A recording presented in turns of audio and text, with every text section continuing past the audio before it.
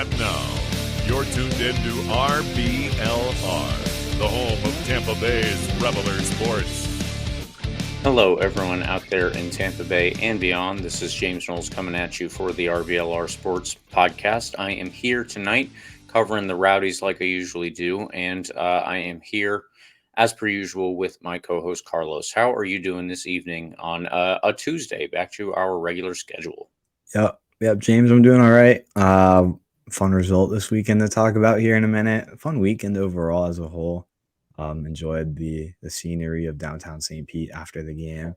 Fun area I've never come across is this place called Giannis or Giannis Live. JANNUS. There's like a little like concert venue back there. Pretty cool, open space, and listening to music I've never heard in my life. Definitely not my type of music.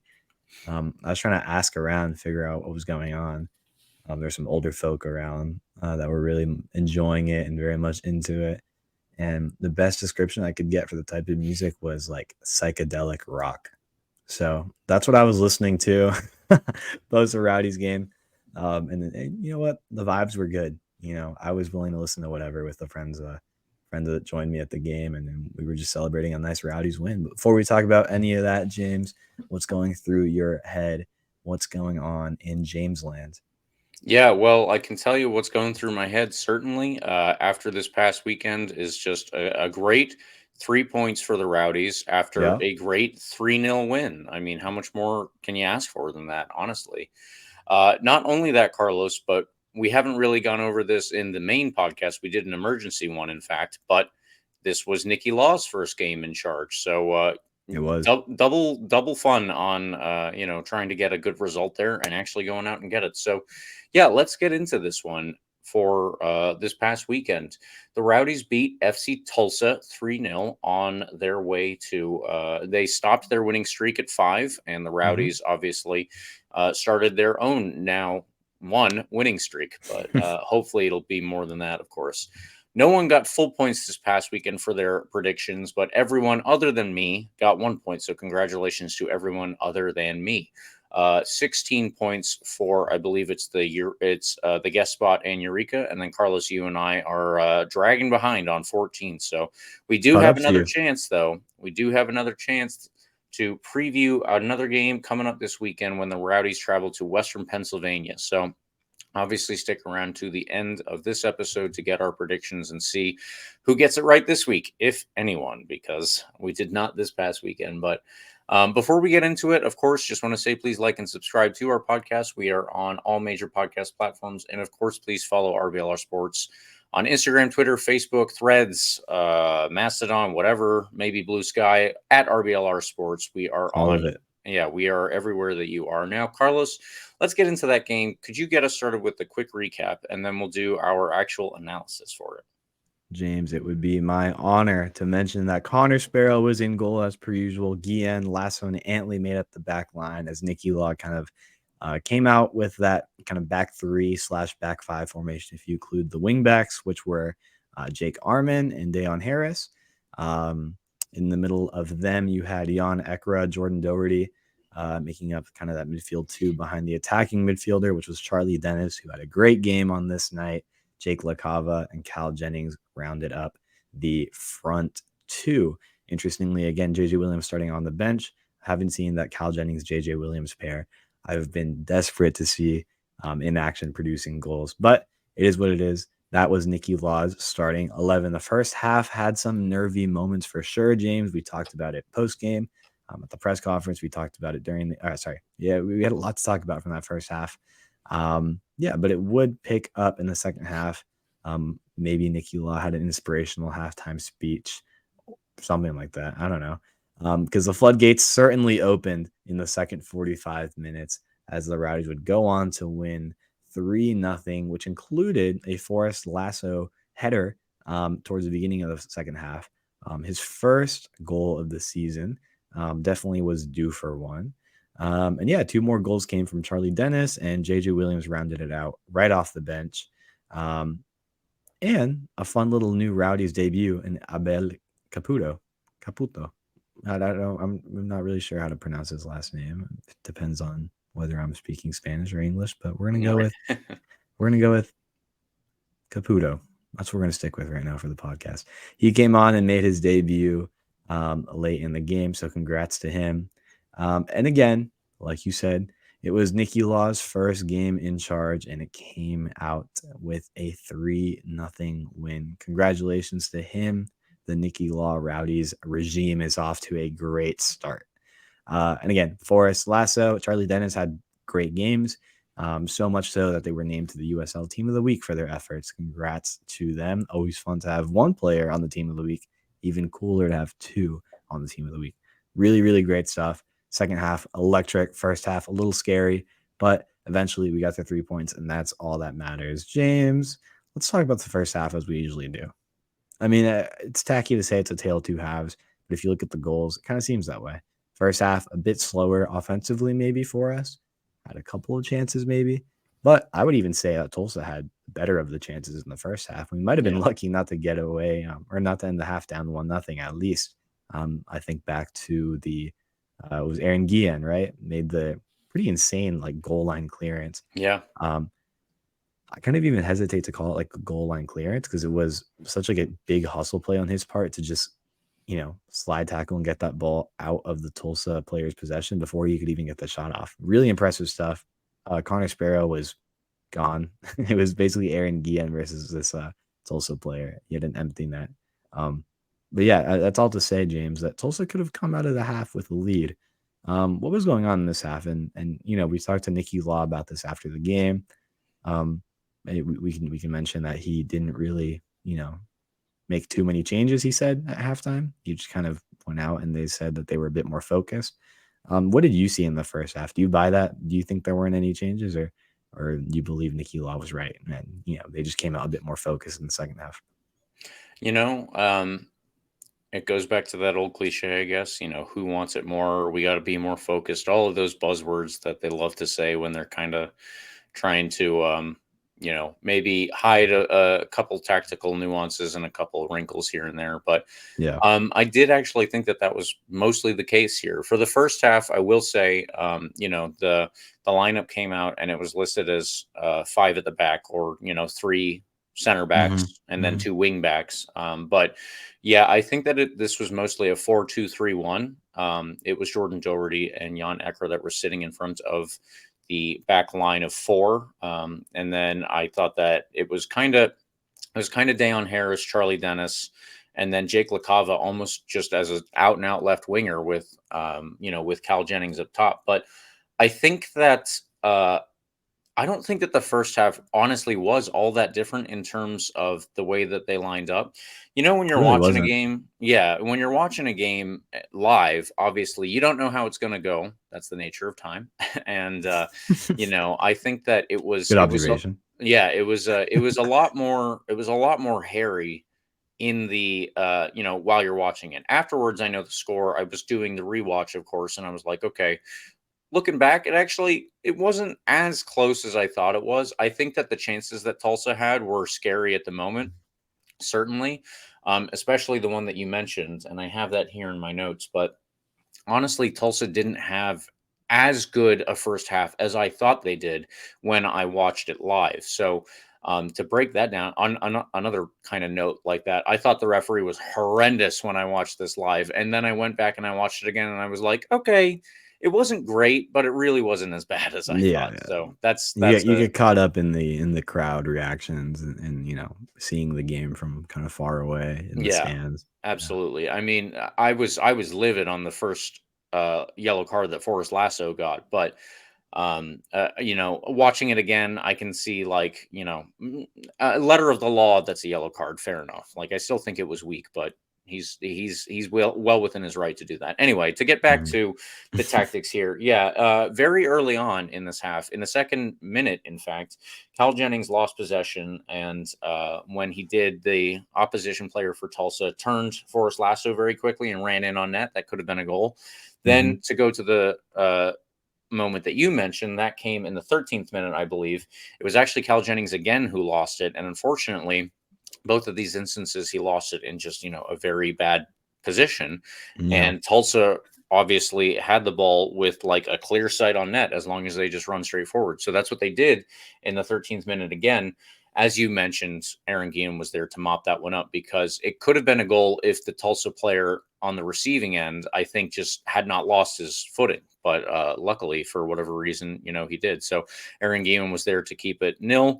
And ultimately, that could have changed the game, as goals do in soccer, because it's a low-scoring sport. But yeah, very, very important work from Aaron Guillen to make sure that he's there, obviously, to follow up with that. I think that ultimately just came down to Cal Jennings needs to be a little bit more dialed in, a little bit more focused in those moments. But otherwise, there were a couple of moments that I thought were hairy. I think that Philip Goodrum is a very good villain player. Like when you're playing him, Philip Goodrum was so obnoxious to play against, in all honesty. He was like, he was constantly chirping at the referee, and then he would kick our player or whatever, and he'd be stunned if there was a call against him. So Yeah. I think that all sports kind of need players like that. Someone that it's fun to hate. Philip Goodrum, fun to hate. I But feel so bad for him. Side note, like he's just angry he's still around and he's it ended up in might be that Tulsa. way. You Like might be right. yeah, the whole situation with him in Memphis is just, or was, and I guess continues to be, just very absurd. Whatever. That's a side note, but he's a player that if he's a villain to play against, like at least I have a good understanding of what that might be. I think of players like Enzo Martinez as like villains, and like I just don't like the guy, and like I don't know anything about his background or anything, so I have nothing to be like, oh, okay, well he has good reason to just be annoying. At least I can say Goodrum has a good reason to be annoying, but whatever. Goodrum has a very fine reason to be a pest, but he's definitely Exactly. a pest when he's out there. Yeah. The player that I thought was the most important in the first half was FC Tulsa's Moses Dyer. I think that he ultimately just got the ball in very good positions and was able to cause a lot more problems for the Rowdies than anybody else. It was Philip Goodrum that was trying to get on the end of those couple chances that ultimately didn't work out for them. But it was Moses Dyer that was actually like doing the problematic creation. He would take the ball from different positions, mostly on the right side, and then he'd actually just go on a run and beat one or two players. I think that he was involved in the buildup in that 13th minute chance that we already mentioned, where Aaron Guillen saved the day. But yeah, there was another one, unfortunately, in the 17th minute. Aaron Guillen lost it in the box, just like a turnover in a very weird position. Ultimately, it wasn't a very good shot from Tulsa, so we survived, but there were all of these very weird little, it's again those lapses in focus where Aaron Guillen loses the ball in the box. Cal Jennings loses the ball with his back to goal, but still, a position where he should be keeping it, certainly. Additionally, something else to note from the first half, I have this noted before our 13th minute chance. Or Tulsa's 13th minute chance that our player obviously stopped. But Forrest Lasso already should have had 2 goals by that point. One was off of a corner where he got his head on the on the ball and then just put it, I think, a little bit wide, but it was a very strong header. He forced it down. He did what he was supposed to do. It just wasn't on target. The second one was a set piece where he headed it, and it wasn't exactly the same. It was kind of looping, but it was still a free header. That was one that I thought that he should have done a little bit better with. But yeah, it was very interesting. We could have been up by 2. Tulsa could have been up by 2. Ultimately, it was 0-0 going into the half, and I think that we were really having very little luck isolating LaCava and Dayon Harris on either wing. They were supposed to be our big threats there because they are the speedy dribblers for the most part. Jake LaCava has a lot of guile on the ball. Dayon Harris has a lot of speed. Neither of them has had the best quality in terms of their final balls into the box, I guess. But otherwise, they are the guys who were supposed to be out there creating chances. And we just weren't really giving them the chance to actually go and do that. So hopefully that gets sorted out, obviously, moving into the next game. Carlos, is there anything from the second or from the first half before we move into the second half that you noticed that I left out?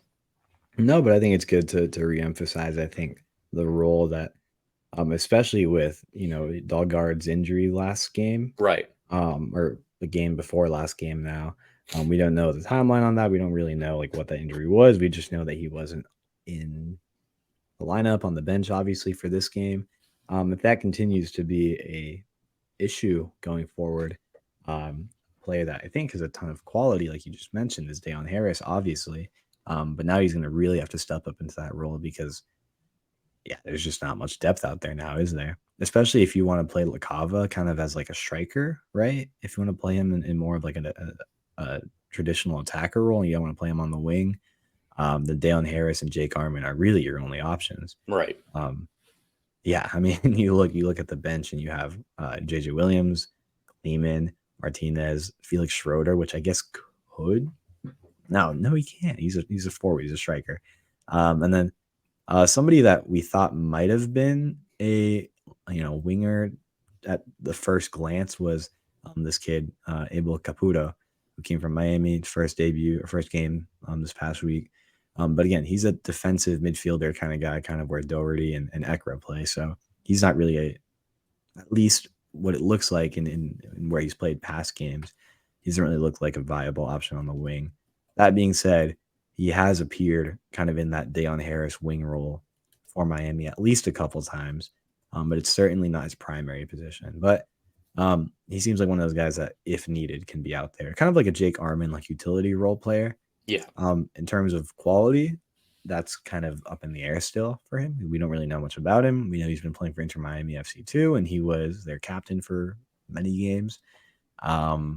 But yeah, we don't really know much else about him, kind of where his role will be. But that's all to say that Deion Harris, again, like you said, tons of talent, maybe lacking like kind of the final touch quality as of now. But he's again, with Dahlgaard out potentially for a bit, he's definitely gonna have to step up. So hopefully that's something that he's conscious of and takes that opportunity and runs with it, right? Maybe literally on the wing and create some goals on the side.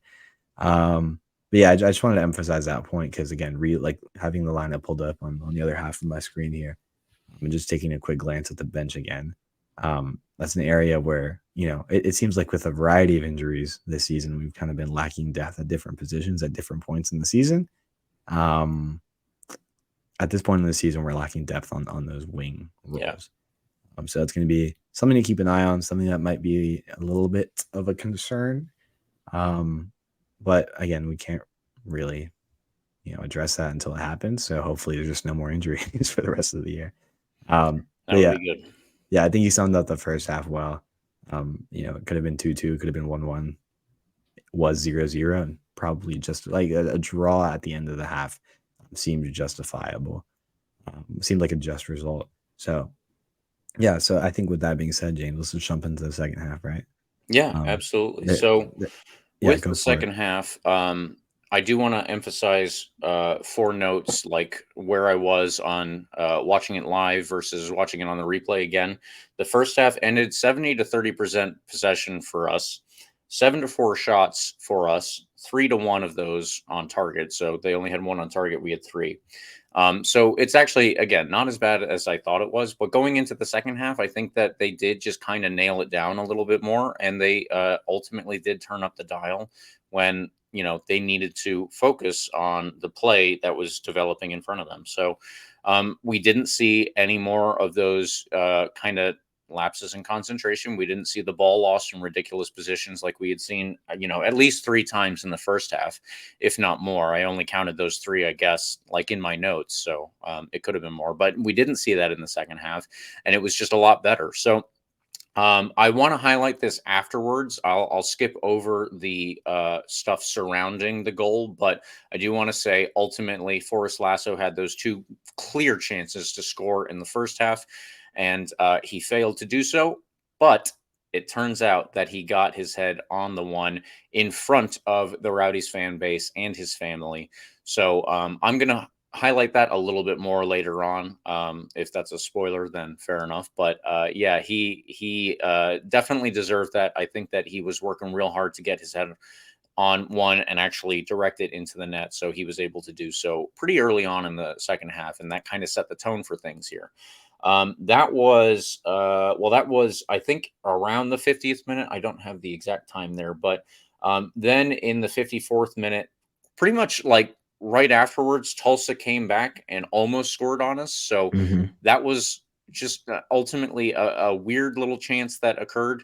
I will say, I heard the person in front of me say, "No way, not that soon after," something like that. So it was just a funny little thing in the, after the game is done, because I thought that they were going to score and level it up immediately, but It luckily looked like it for a second.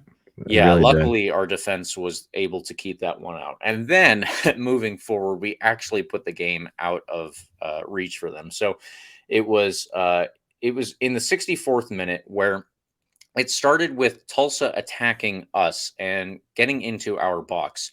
The ball was on the foot of Milo Yosef for FC Tulsa. And the next thing, he's on the ground and Connor Antley has the ball going the other way.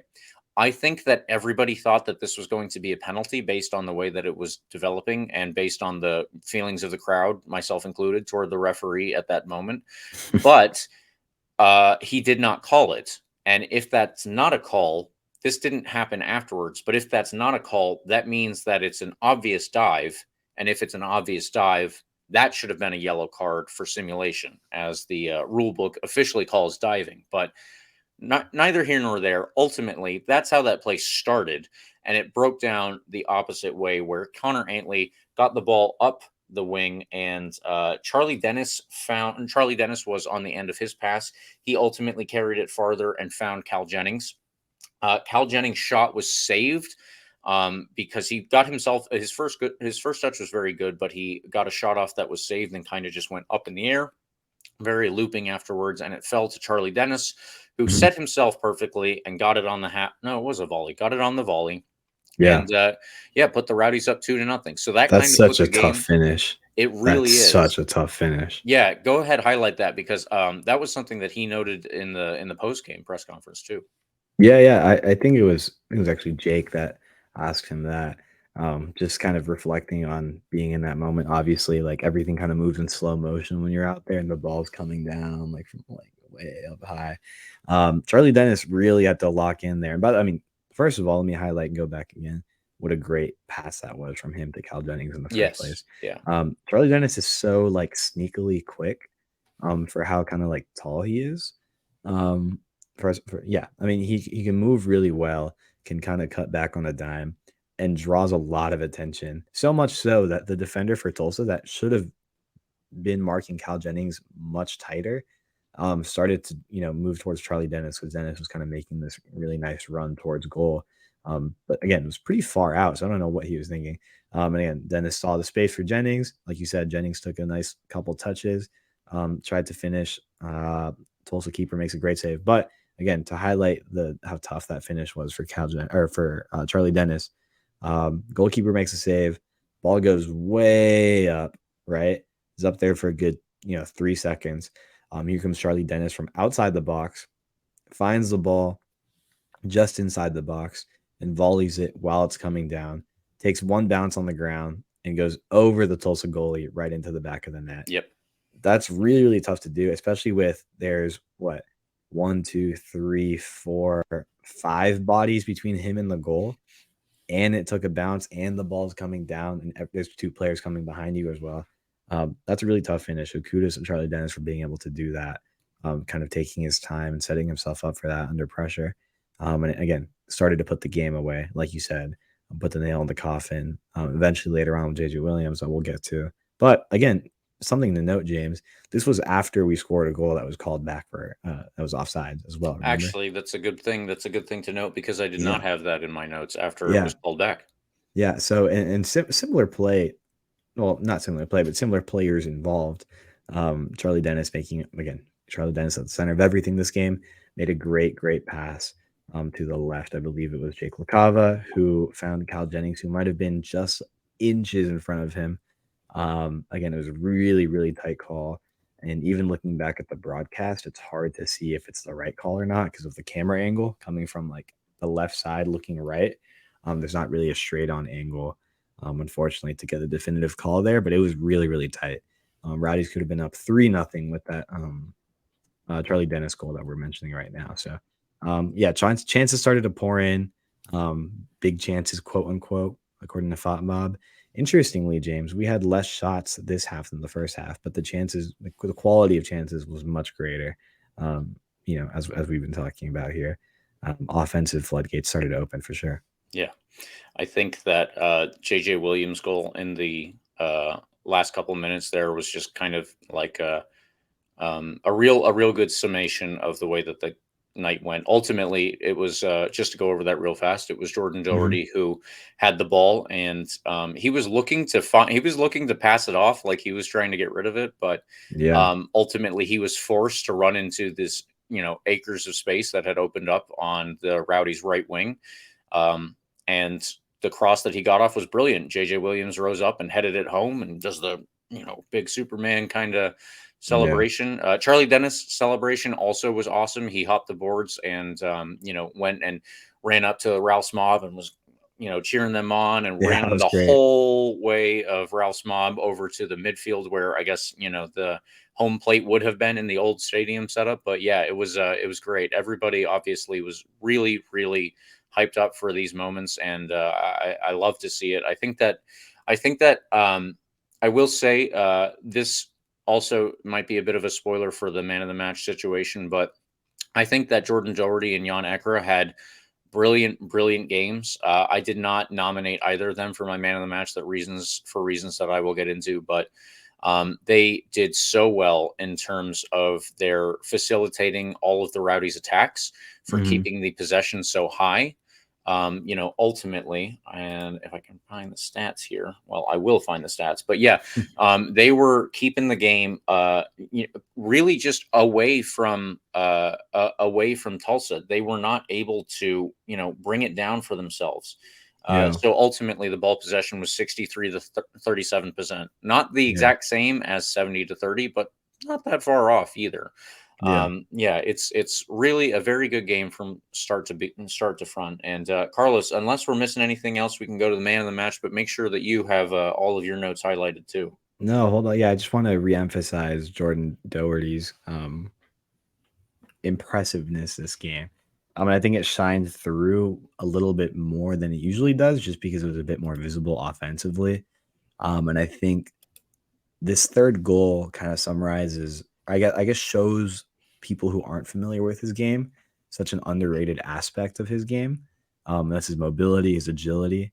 For like a defensive midfielder to get out to the wing, right? He picked up the ball, basically took on three Tulsa players here. Um, Navigates from like the middle of the field over to the right wing, takes it all the way almost to the end, to the touch line over there. Um, on the right side of the field, and then basically he's playing like a winger over there, Yeah, for a few seconds, and whips in a beauty of a cross right between the two Tulsa defenders to JJ Williams, who again is just kind of lethal in that spot. If you get the ball up in the air to him, he doesn't even need much space. He doesn't need much power. Like he doesn't need to generate. Sorry, he doesn't need that much space to generate that much power, right? Just one hop, and all of a sudden he's heading in a missile down, takes a bounce right by the goalie. God, he's so fun to watch over there. But again, I think Jordan Doherty, it's good for him to show up like on the stat sheet like that a bit more officially than he usually does, with an assist, like a very direct assist. I think he deserves a bit more recognition than he does usually get. So it's great to see him show up on the stat sheet officially like that. And again, I love JJ Williams. I'm so glad he can still keep up his scoring, even coming off the bench.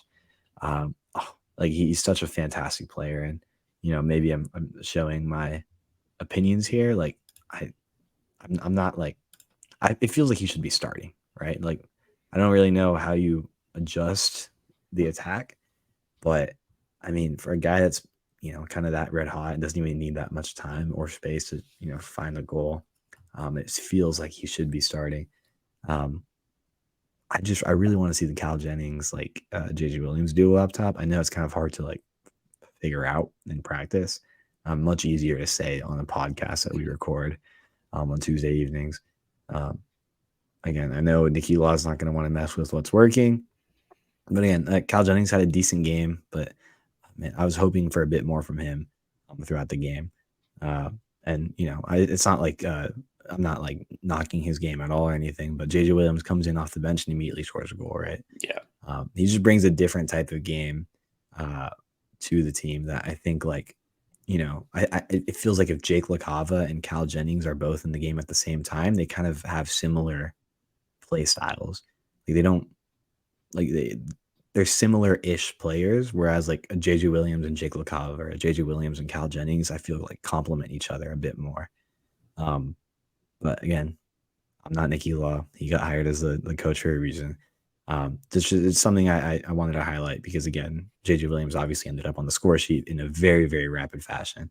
But again, it wasn't all him. You have players like Jordan Doherty backing him up, so it makes it a bit easier for sure. That being said, great second half, obviously. 3 goals, can't complain. Lovely, lovely stuff. And again, I like that we're creating like dangerous opportunities from set pieces again. To go back Yeah, to the Lasso goal. absolutely. It's Absolutely. it's something that Lasso very much brings to the table as a player. He was very much overdue for one of those goals. Um, yeah, it's very for a while, like as a Rowdies fan, you didn't really have a guy like that you could be like, oh yeah, like there's like a really good shot he gets on the end of this cross. Crosses were like corners were just corners. They didn't really mean much. But if a Forrest Lasso or a Kleeman gets into form and starts knocking in a few of those corners or headers off set pieces, like free kicks and stuff, um, every free kick becomes that much more dangerous. Every corner becomes that much more dangerous. And I think it's good that he got that one in. Builds a bit of confidence offensively for him. Maybe we see a few more roll through as the season progresses towards the end. Yeah, I just to go back to what you were saying about fitting JJ Williams out there, I think that ultimately comes down to them wanting to keep Charlie Dennis central because we saw Yeah, how right. devastating he was this week as opposed to last week when he was in a not in a different place, but in a less central role. But Yeah. I understand where you're coming from, wanting to have them both out there. I think that would be great if we could find some sort of solution. So hopefully we'll keep working on that as a team and get Yeah. it sorted out. But That being anyway, said, look, 3-0 result. Let's just keep going with it let's until just keep going with it. until we draw. Like, right, Yeah. whatever. Let's keep going. All right. Now, Carlos, let's do our man of the match, our men of the match. Who is yours for this weekend? Yeah, mine is easily Charlie Dennis. Although I really like your pick that you're going to mention for a variety of reasons. But I think Charlie Dennis had the most clearly influential game out of anybody on the field for the Rowdies or for Tulsa. Just such a huge role in every single opportunity, even the offside goal that I think looking back, it could have been a goal. Yeah, he could have had 2 assists and the goal. And there was a couple more chances, James, in the second half, at least one more chance, where he and Cal Jennings kind of just weren't on the same page. He was really wide open. He could have ended up with another goal. Cal Jennings ended up taking it by himself and had a good look. So to his credit, there's no really wrong choice in that situation. But Charlie Dennis was a player that could have ended up with 2 or 3 goals on the night. Ended up with like 1 goal and 1 assist, which is obviously a great game and the best game out of anybody on the field. But it's crazy how much of an influence, like you said, he has on the game, on the team, when he's in top form in the middle of the field. Very Leo Fernandez-esque in that way. Yeah. So great to see that. Great to see a guy stepping up like that when you need someone to fill in for the big shoes of Leo Fernandez. So man of the match easily for me. Looking forward to more of it in this kind of last stretch of this. Oh, not last stretch. That's kind of dramatic. There's still a bit of season left. But this last like portion of the season, no? Yeah, absolutely. If you can keep it up, I mean, that's going to be devastating for our opposition. I'll say that. My man of the match, however, is like I said, I did really want to take Jan Ekra. I did really want to take Jordan Doherty. I think that they had brilliant games, but this guy also had a very brilliant game ultimately, and he got himself on the score sheet, and there's a narrative behind it. So my man of the match was Forrest Lasso. Forrest Lasso, as you can see in the graphic there, he scored. And I mentioned earlier that he failed to score in the first half. This was something that he brought up in the post-game press conference. And, he said that I don't think that I'm, given any business out that wasn't already put on social media. So I'm not going to, feel bad about putting this out there. But I do want to say His mother has been going through breast cancer. She's been dealing with that, and obviously the treatment for that. It's a hell of a thing to go through. He has only had her there for now 2 games this season. One of them, obviously, this past weekend. And ahead of the game, he thought, I should put something on my shirt. So he wrote Heart Mom and F Cancer on his shirt. Ultimately, he tried to get on the end of those 2 crosses that he probably could have scored on in the first half. He put one wide, he put one a little high. And then, when he was in the post-game press conference, he was tearing up a little bit. And he said, I actually realized that this was the universe telling me that I was supposed to score in front of the fans and in front of my family. I mean, Yeah. that's incredible. So Forrest Lasso, what does he do? He goes and he scores in front of the fans and in front of his family. He pulled up his shirt for the camera there, and I don't think he said he doesn't think his mom saw it. So he had enough time to go over there and pull up his shirt in front of his mom again so that she could read it.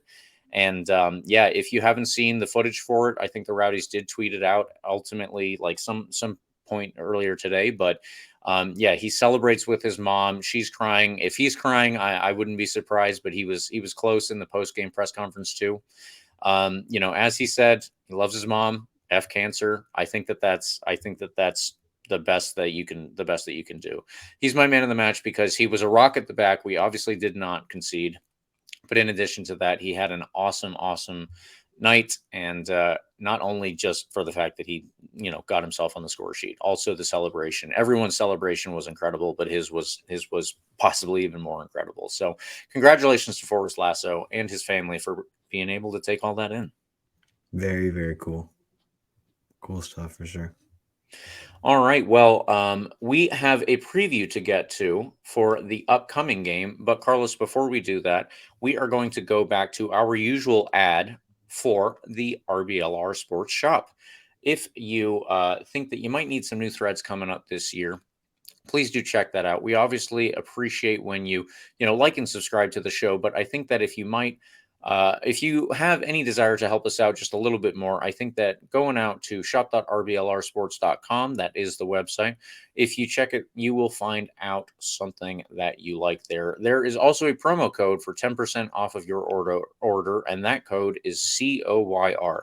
COYR for Come On You Rowdy. So please do check it out. And there will be a link in the description as well.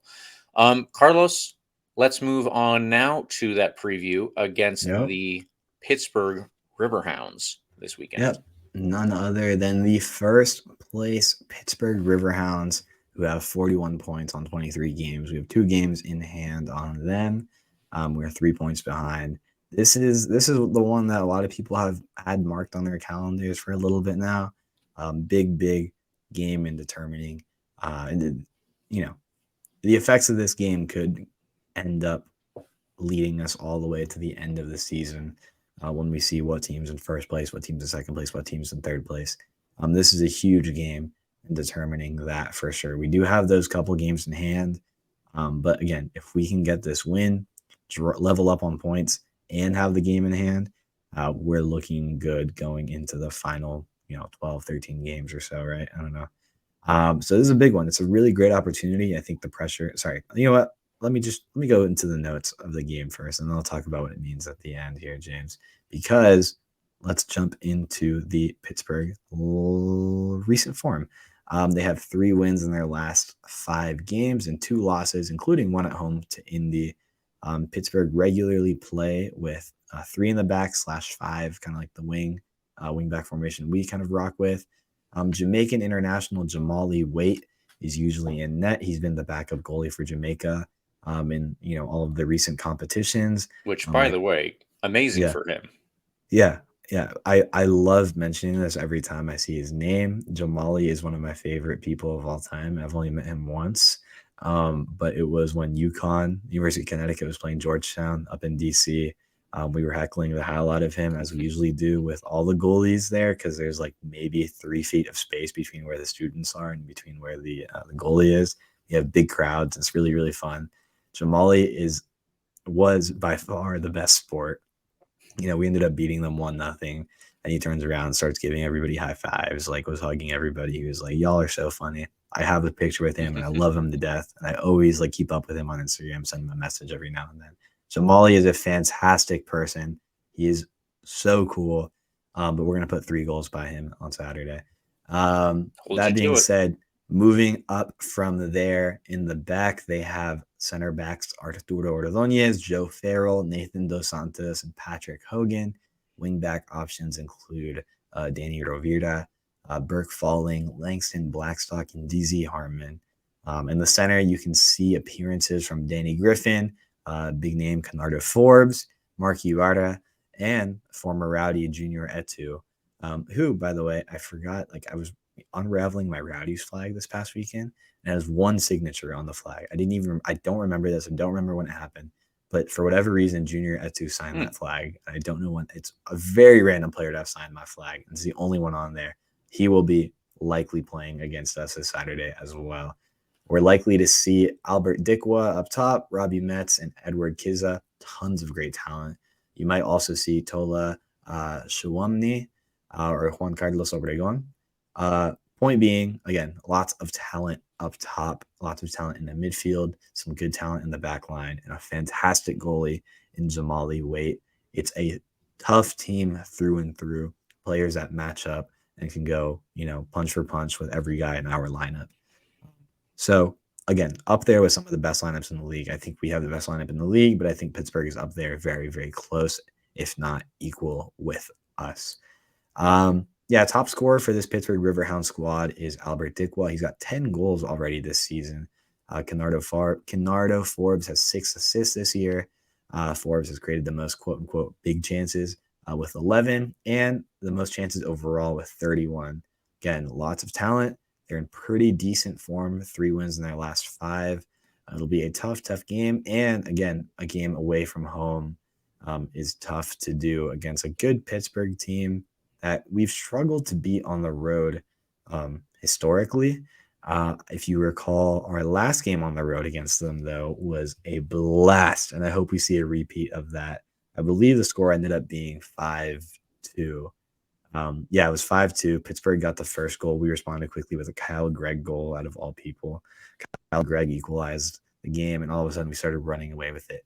That's what I want to see. That was our first win in Pittsburgh, I believe, was that last game. We even lost to them in the U.S. Open Cup when we were in, quote-unquote, the 2nd division. They were in the 3rd division, right?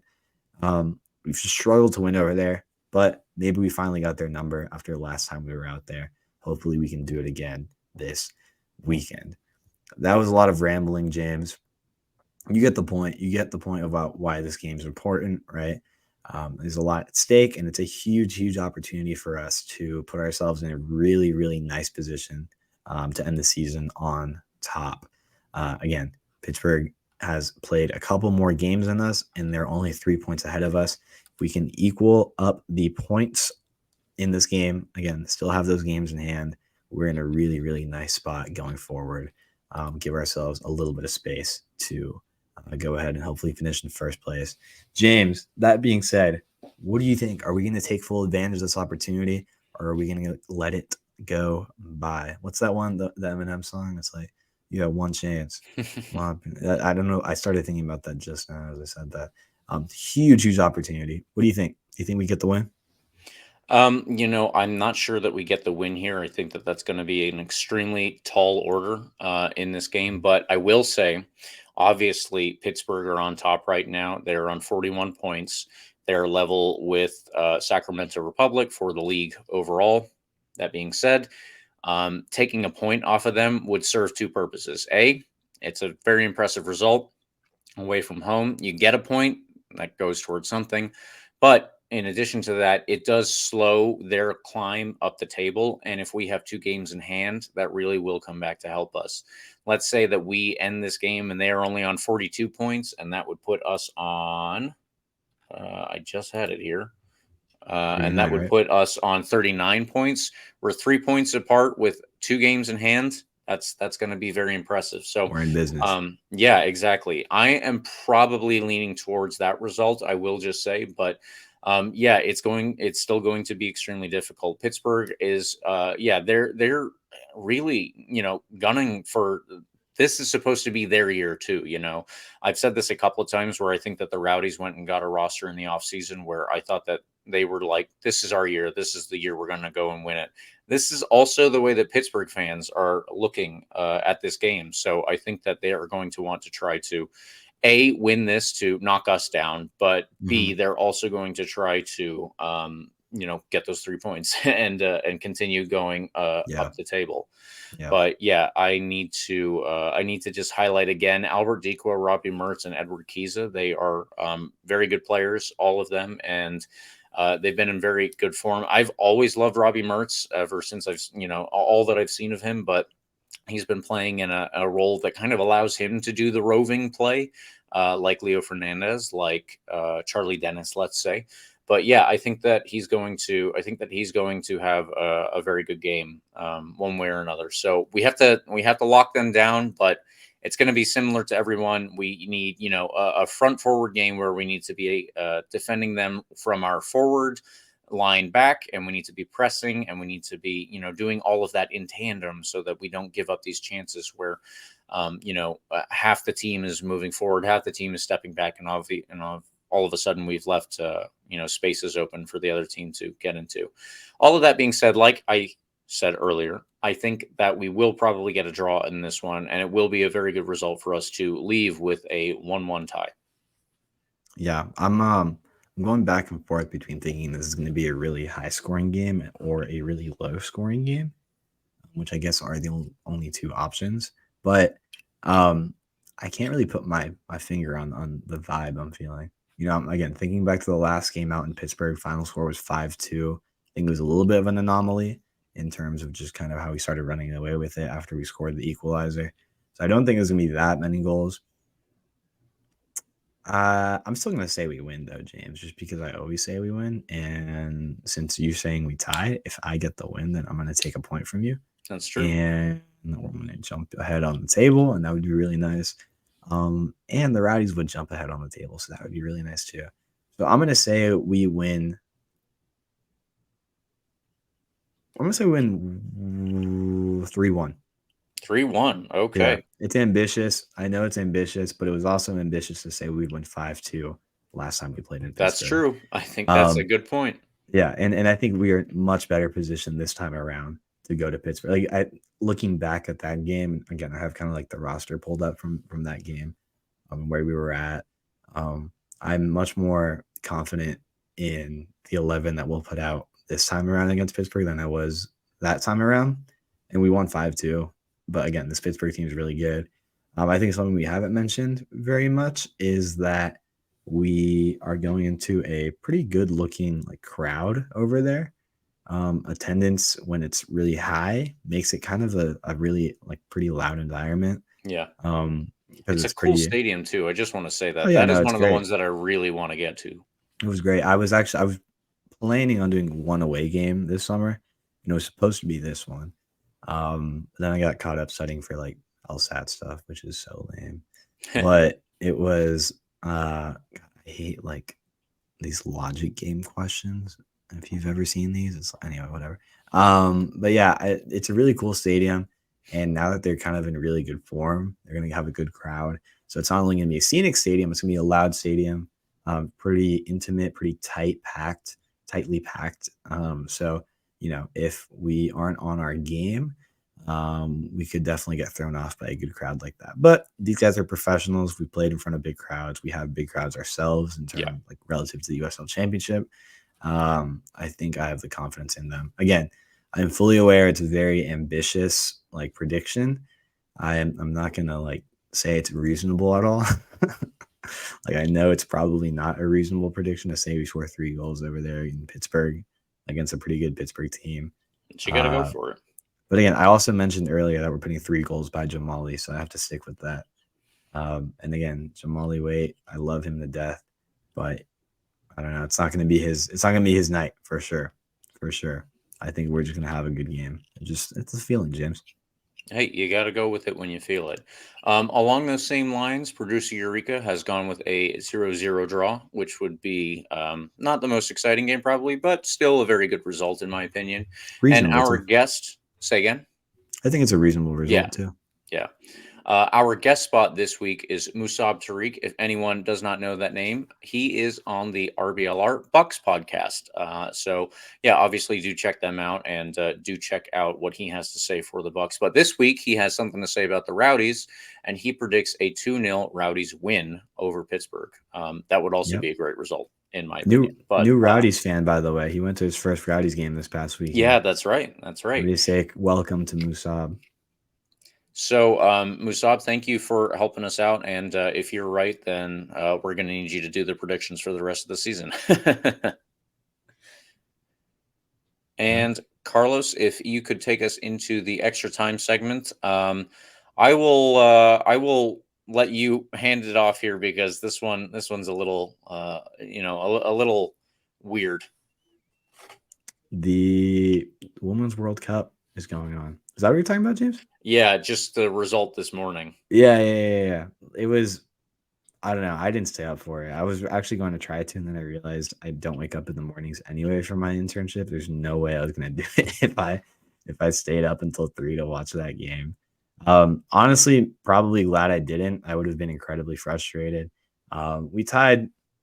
I don't know. I was gonna say 0-0, but I'm like, I don't say that. That's not in my vocabulary. We tied 0-0 against Portugal, a team that we probably should have beaten. But if anybody's gone back and looked at the highlights or rewatched the whole game, Portugal could have probably maybe should have beat us, James. Could have. Yeah, I mean, we were lucky to come out of that game with a draw, barely, scratching and clawing our way into the next round, which was not something you expected to, not a situation you expected to see this national team in. Yeah, unfortunate, but we made it to the next round, and I guess all you got to do now is get hot at the right time, right? So I don't know. Like it's going to be interesting to see. We still haven't lost a game per se. So if we can keep, drawing and, making our way to penalties and play kind of like Portugal did in that Euros when they kept tying and just winning in penalties all the way until the final, right? Ooh. Why not, right? Let's just win while we're out there. Might as well. Chance only comes once every 4 years. So, whatever.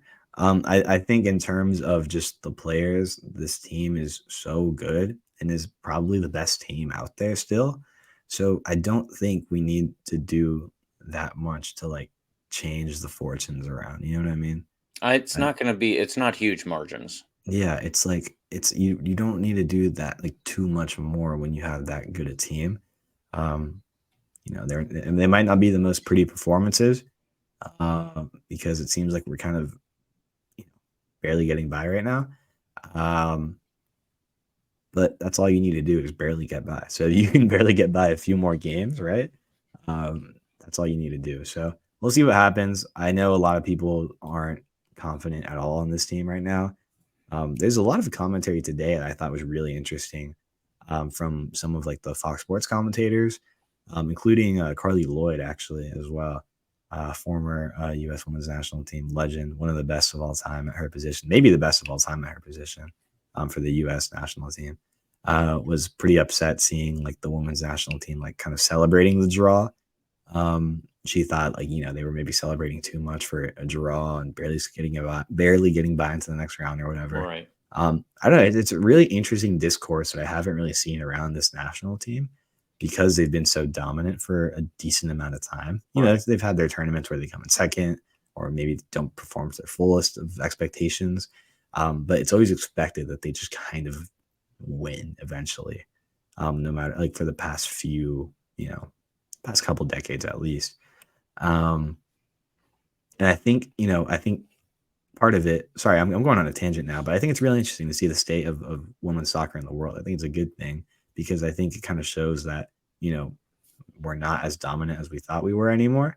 Other federations, other teams are advancing much quicker than maybe a lot of us here kind of focused on U.S. women's national team thought. You take a look at teams like Jamaica, who are having pretty good World Cups out of nowhere. Colombia, right? Colombia's been brilliant. Colombia is insane. I mean, they have this young player, Caicedo. Something about that last name, by the way, just makes you an insanely good soccer player. If you have the last name Caicedo. Yeah, Caicedo for Colombia is just putting in bangers at 18 years old. It's really, really cool to see because the games have been so fun to watch across the whole tournament. If you stay up for it or if you wake up for it, I guess. It's just, I think, in the broader commentary on women's soccer, I think it's really, really fun. Yeah. And I think it's the tournament itself already has been a great success for the promotion of women's soccer around the world. So that's been really, really fun to see. Not so fun to see the women's national team here for the US kind of struggling a bit. But again, I'm confident in them. Like, they have so much talent that it doesn't, again, going back to what I said earlier, it's not going to take too much to flip the switch. Whether you're, a Vlatko believer or not, right? He has a lot of pressure, obviously, but I don't think he has a particularly difficult job with the roster he has. He's in a great, great spot, no matter what. Right. As even finishing in second place in the group, he's in a good spot. Yeah. You have anything else to say on the Women's World Cup, James? It's been really fun to watch. Have you been watching any of the games? I've been watching as much as I can. Obviously, the timing kind of sucks, but I will say Australia and New Zealand hosting a World Cup is awesome. So I'm not complaining about that. It's just unfortunate for us because, again, as stated earlier, that is the nature of time. Exactly. But so many good games, and the ones that like you do catch, even the ones that you don't think much of. I think it was let me fact check myself. I think it was Panama, Jamaica. Was that the one I saw the other day? Yeah, Panama, Jamaica. Even that was a really good game. It only finished like 1-0. Panama's such an interesting team too.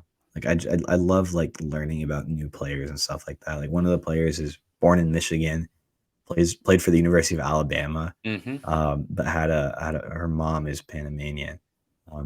It's funny because she very much stands out as very like white player on the team. But I mean, hey, like she's qualified for the team and obviously a fantastic player. And it's cool to see her being so like embraced by the rest of the team. Exactly. From Panama. So lots of really cool stories around the Women's World Cup.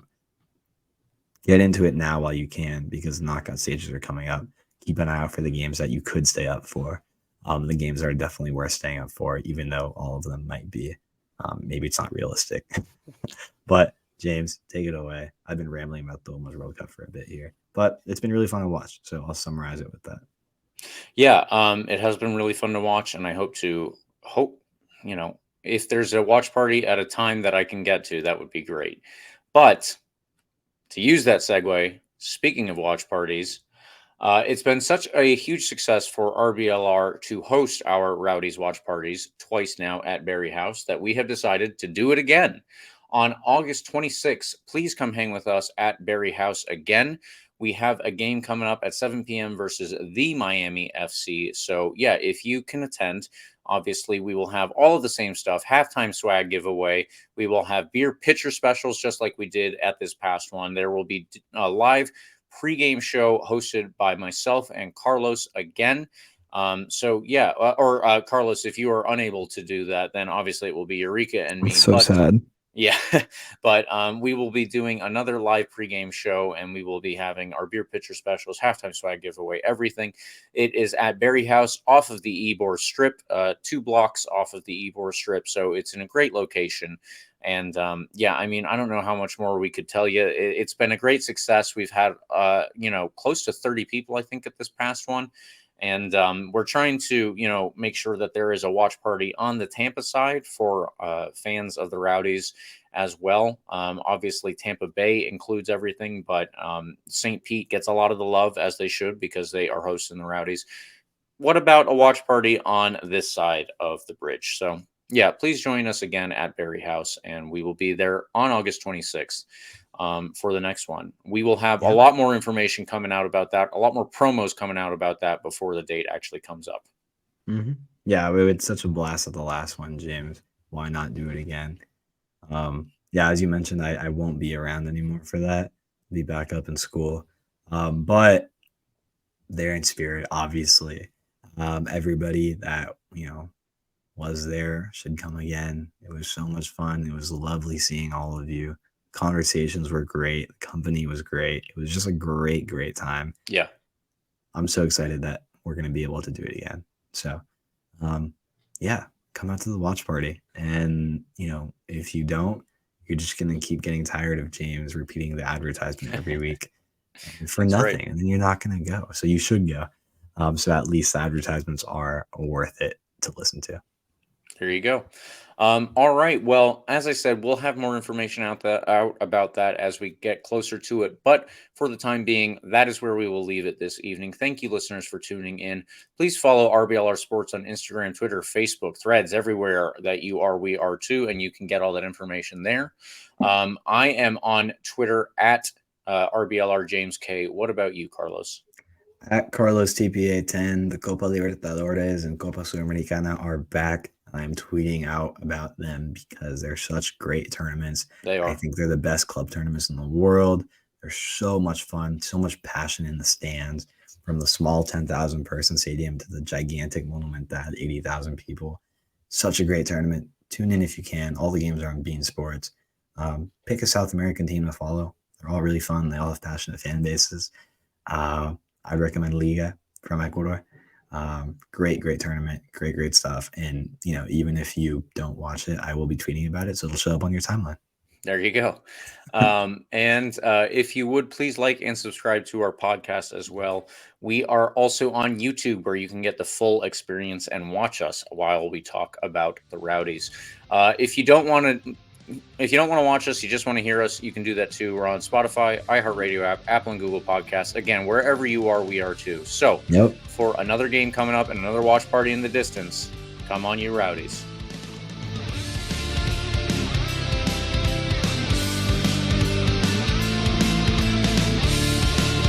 Thank you for tuning into this presentation by RBLR Sports. On your way out of the stadium, please remember to like and subscribe.